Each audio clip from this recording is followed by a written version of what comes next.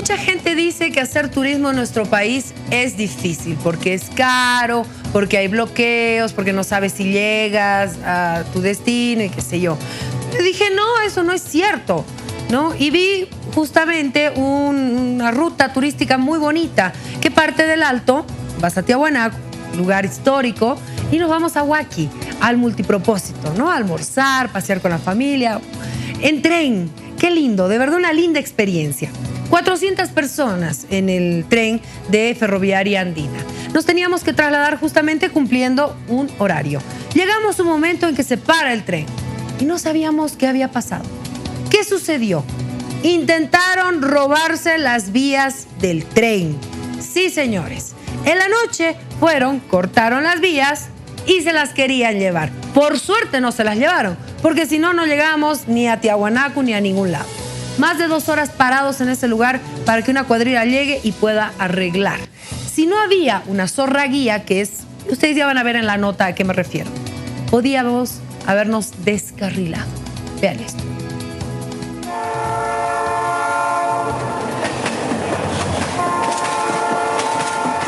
Ustedes observan esta zorra pilota, ese es el nombre, que venía delante del tren y pudo observar que las vías fueron movidas del lugar. De esta manera, la cuadrilla de la Ferroviaria Andina está trabajando. Una cuadrilla de emergencia que llegó inmediatamente, los llamaron y arregla 70 metros aproximadamente afectados en horas de la noche. ¿Qué es lo que ha sucedido, don Ramiro? Lamentablemente, al venir las vías, como ustedes han podido ver, estaban queriendo sacarlas. Ya estaba afuera todas las vías para poder llegar.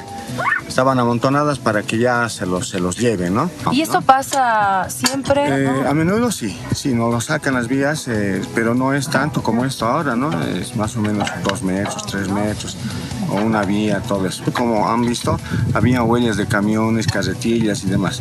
Entonces no les ha dado tiempo para llevar todas las cosas porque estaban ya todo atacado acá. ¿Y en otras oportunidades se llevaban las vías? Se llevaban las vías. ¿Qué les parece? Sí, eso sucedió en el trayecto del Alto hasta Tiahuanaco. Un paseo que de verdad yo se los recomiendo, es muy bonito, pero no nos tocó un buen día. Y esto no es que pasó solamente en esa ocasión. Pasaron varias veces. Y para hablar sobre este tema, yo quiero saludar a Cintia Aramayo. Ella es gerente general de la empresa ferroviaria Andina, para que nos comente un poquito lo que sucedió. Bienvenida, Cintia, a Todo a Pulmón. Gracias por la invitación, Priscila, buenas noches. Cuéntenos un poquito, por favor, cuál es el reporte que usted ha recibido. A mí me ha tocado ser parte de este tren turístico con justamente este percance que ha dejado a más de 400 personas esperando. Sí, a ver, el día domingo, como todo segundo domingo de mes, salía el tren turístico y tuvimos el reporte de que habían desaflojado 80 metros más o menos lineales de vía férrea que fueron detectadas por la zorra piloto, que pasa normalmente por ese sector, porque no es la primera vez que tenemos robos en ese sector. Generalmente en ese sector y en el lado que va hacia Charaña hay robos de rieles. Son los mismos comunarios del sector los que muchas veces roban las rieles para los arados, se utilizan también para las alcantarillas, entonces no es la primera vez que se reportan robos en ese sector. Bueno, gracias a Dios ese día hubo esta zorra guía, esta zorra piloto que pudo identificar. Si no estaba esta zorra piloto, hubiera habido una tragedia porque podía descarrilarse el tren con 400 personas dentro.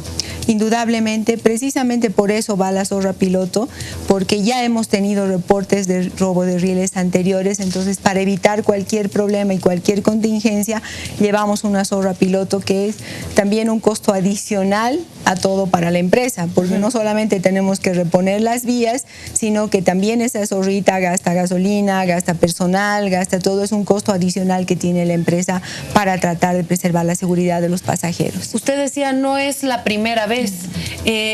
¿Cuántas veces les ha sucedido y si alguna vez se ha dado un descarrilamiento?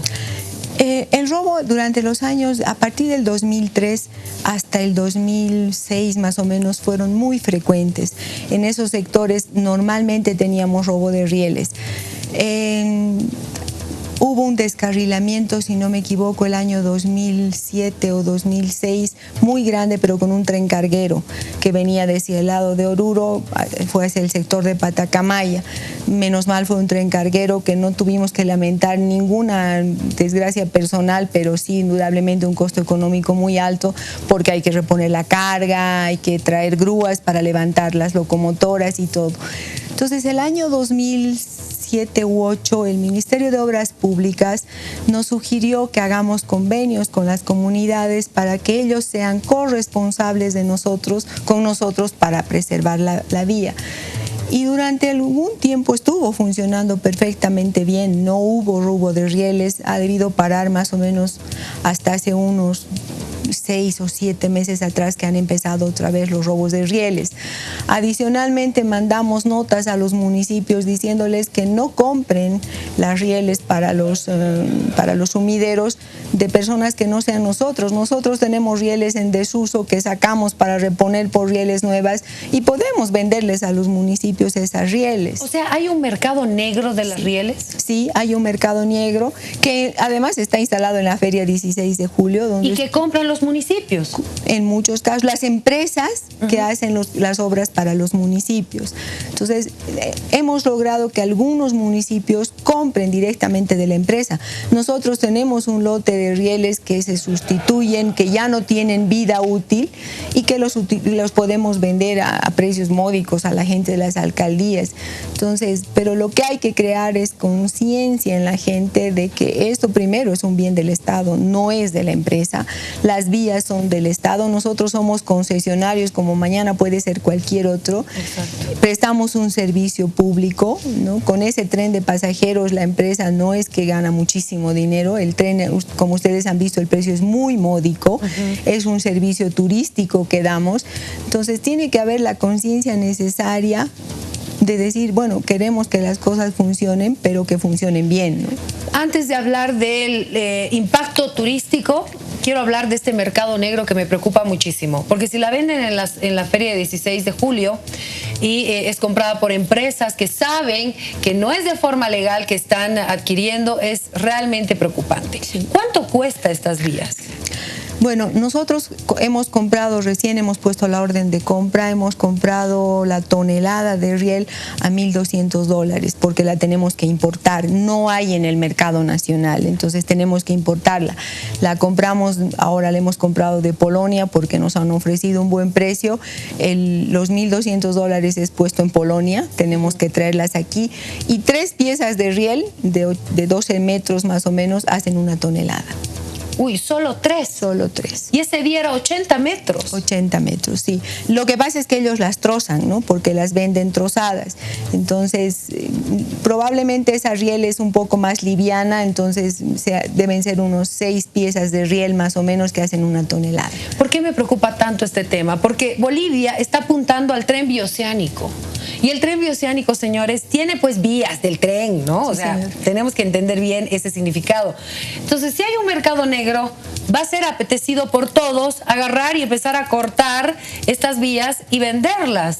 O sea, tenemos que pensar en lo que se viene si realmente queremos un tren bioceánico. Indudablemente es un tema que tiene que crear conciencia. Nosotros estamos apuntando a hacer un lazo del tren bioceánico, tenemos que preservar las vías. Nosotros les hemos dicho a las comunidades, denuncien, nosotros los vamos a ayudar a ustedes cuando ustedes nos denuncien quiénes son los que roban las rieles, porque pasan al amanecer.